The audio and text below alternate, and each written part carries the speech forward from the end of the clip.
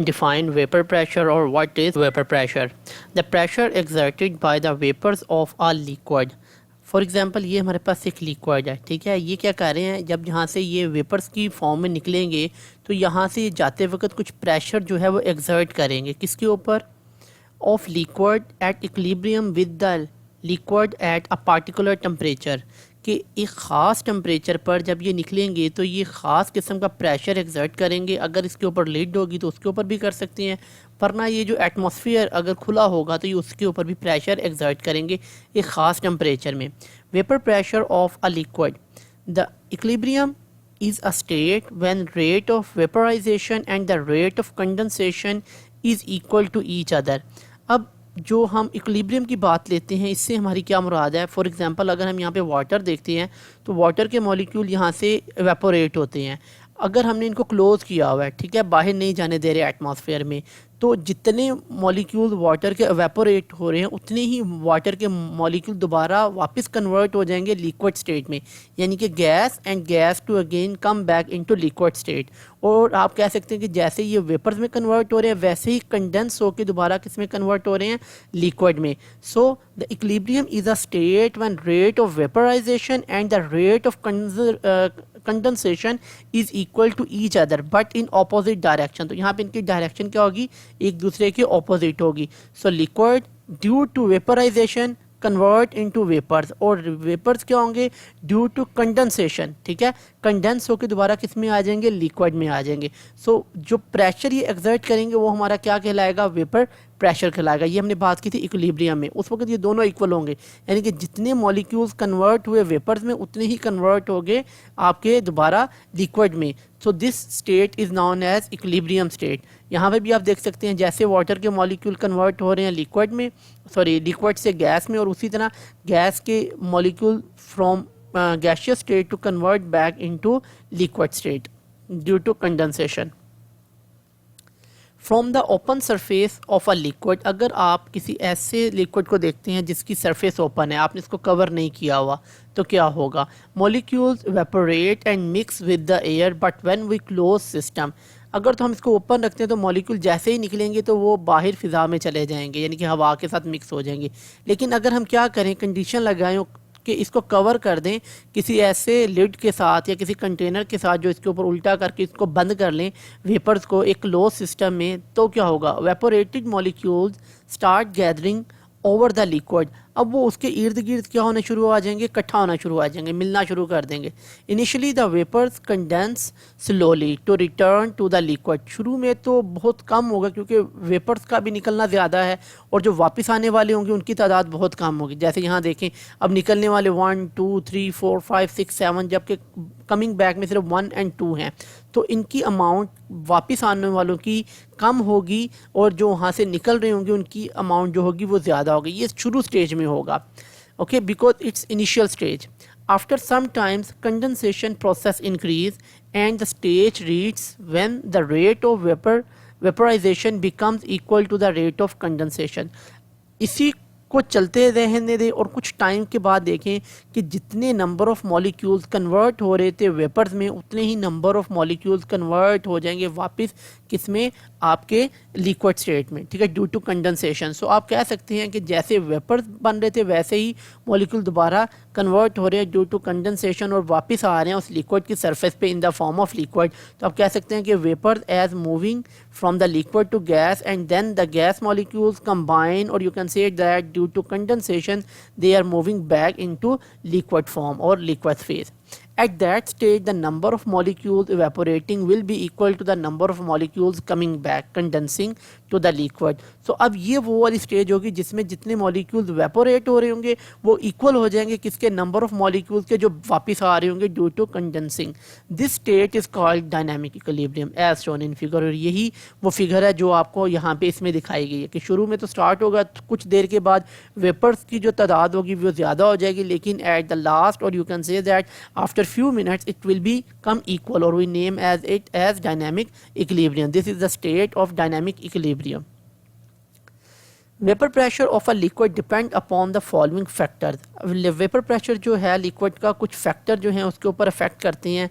So let discuss this factor one by one. Number one is the nature of liquid, कि हर liquid की nature different होने की वजह से ये भी चेंज हो जाएगा। अब हमें पता है लिक्विड्स में नेचर जो डिफरेंट है, यहाँ पे हम सबसे पहले बात करते हैं पोलैरिटी की वजह से, यानी कि चार्जेस की वजह से। Vapour pressure depend upon the nature of the liquid. Polar liquid have more vapour pressure than non polar liquid at the same temperature. अगर आपने दो किस्म के लिक्विड्स हैं, एक वो जो है पोलर है यानी कि जिसमें पॉजिटिव और नेगेटिव एंड्स हैं, और उनमें क्या है इंटरमॉलिक्यूलर फोर्सेस स्ट्रॉन्ग है, जिसको हम पोलर मॉलिक्यूल्स कह सकते हैं। और दूसरे ऐसे मॉलिक्यूल्स या ऐसे लिक्विड जिनमें पॉजिटिव और नेगेटिव चार्जेस नहीं होते, पोल्स नहीं बनते, और जिसकी वजह से उनमें इंटरमॉलिक्यूलर फोर्सेस क्या होती हैं, वीक होती हैं। तो वो कह रहे हैं जो पोलर हैं इनका वेपर प्रेशर क्या है आपके पास, polar liquids have low vapour pressure, तो इनका वेपर प्रेशर लो होगा, यानी कि इनको ज़्यादा एनर्जी चाहिए वेपर्स में कन्वर्ट करने के लिए, अगर आप उनको कंपेयर करते हैं किससे, नॉन पोलर के साथ। This is because the strong intermolecular forces between the polar molecules of liquid. So यही वजह है कि जो पोलर मॉलिक्यूल्स होते हैं लिक्विड के, उनमें क्या आ जाती है, स्ट्रॉन्ग इंटरमॉलिक्यूलर फोर्सेस हो जाती हैं, जिसके लिए टेम्परेचर ज़्यादा चाहिए तोड़ने के लिए। और अगर आप कंपेयर करें इनको नॉन पोलर के साथ, तो वहाँ पर इस तरह की चीज़ नहीं होती, तो आसानी के साथ जो है वो लिक्विड कन्वर्ट हो जाता है किसमें, वेपर्स में। For example, water has less vapor pressure than that of alcohol at the same temperature. अगर आप अल्कोहल और वाटर को आपस में कंपेयर करते हैं तो इसमें वाटर का वेपर प्रेशर क्या है, ज़्यादा है एज़ कम्पेयर टू अल्कोहल, क्योंकि अल्कोहल में इतनी स्ट्रॉन्ग हाइड्रोजन बॉन्डिंग नहीं है जितनी स्ट्रॉन्ग वाटर में है। So this is a difference between alcohol and water. यहाँ पे कुछ volatile, slightly volatile and non volatile liquid में भी बताया गया। वोलेटाइल वो लिक्विड्स होते हैं जो जैसे आपके पास पेट्रोल है, बेंजीन है, केरोसिन ऑयल है और वाटर भी है।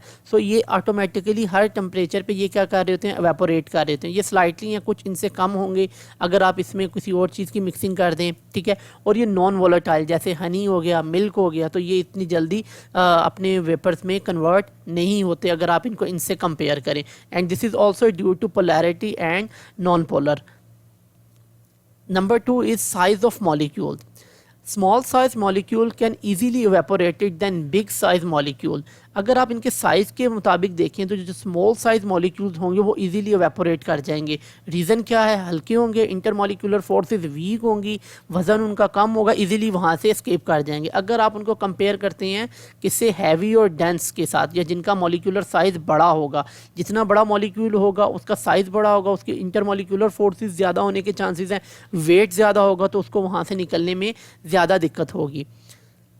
Liquid exert more vapour pressure, for example hexane. अगर आप हेक्सेन की बात करते हैं, let's see this hexane C6H14 has a small size molecule compare to decane. अगर आप इसको डेकेन के, जिसमें कार्बन के नंबर कितने हैं, 10 है, और हेक्सेन में कार्बन के नंबर 6 हैं, तो ऑब्वियसली कार्बन 6 वाली जो है हेक्सेन वो हल्की है या उसका मॉलिक्यूलर मास कम है और उसका साइज़ छोटा है।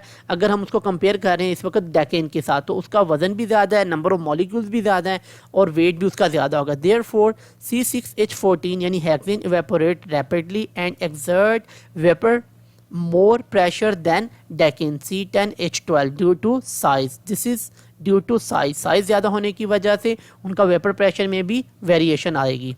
Number 3 and the last point is the temperature. At high temperature vapour pressure is higher than at low temperature. कि अब टेम्परेचर भी इसके ऊपर अफेक्ट करेगा। टेम्परेचर किस तरह से अफेक्ट करेगा, for example it's the beginning. यहाँ पे अभी हीट क्या हो रही है, ऐड हो रही है, बाद में क्या हुआ, हीट की वजह से जो मॉलिक्यूल पहले स्लोली मूव कर रहे थे अब उनकी काइनेटिक एनर्जी क्या होगी, इंक्रीज़ कर गई, उसकी वजह से टेम्परेचर में इंक्रीज़ हुआ और अब वो क्या करेंगे, वहाँ से ड्यू टू फास्टर मूवमेंट और due to more kinetic energy वो यहाँ से जल्दी से एस्केप कर जाएंगे। So higher temperature vapour pressure is higher. अब इसका वेपर प्रेशर ज़्यादा हो जाएगा अगर हम इसको लोअर टेम्परेचर के साथ कंपेयर करते हैं। अब ये हो क्यों रहा है, एट एलिवेटेड टेम्परेचर, अगर टेम्परेचर बढ़ जाए, ज़्यादा हो जाए, the kinetic energy of the molecules increase enough to enable them to vaporize and exert pressure।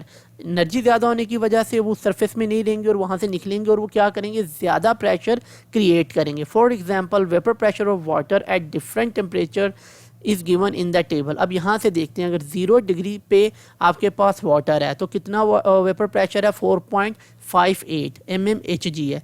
Temperature आपने बढ़ाया 20 डिग्री सेल्सियस किया तो ये 4 से कितना, almost you can say that 16 time या 4 टाइम वो ज़्यादा हो गया, और कितना हो गया, 17.5 mmHg आ गया। 40 पे जाने से 55.3 हो गया। इसमें जब हमने टेम्परेचर इसका किया 60 डिग्री सेल्सियस तो ये 149.4 पे चला गया। इसी तरह अगर हम इसको 100 डिग्री सेल्सियस पे ले जाते हैं तो इस वक्त वाटर जो है वो आपका कितना प्रेशर क्रिएट कर रहा है, 760 mm ऑफ Hg। तो ये due to temperature, vapour pressure और वाटर विद टेम्परेचर, कि इस तरह से जैसे जैसे टेम्परेचर बढ़ाए जाएंगे वो वेपर प्रेशर को क्या करता जाएगा, ज़्यादा करता जाएगा, और वो उसके ऊपर ज़्यादा फोर्स करेगा अपने एटमॉस्फेयर के ऊपर या जिसमें भी आपने उसको रखा हुआ है। So that is due to increase in kinetic energy and then in the result vapour pressure going to increase with increasing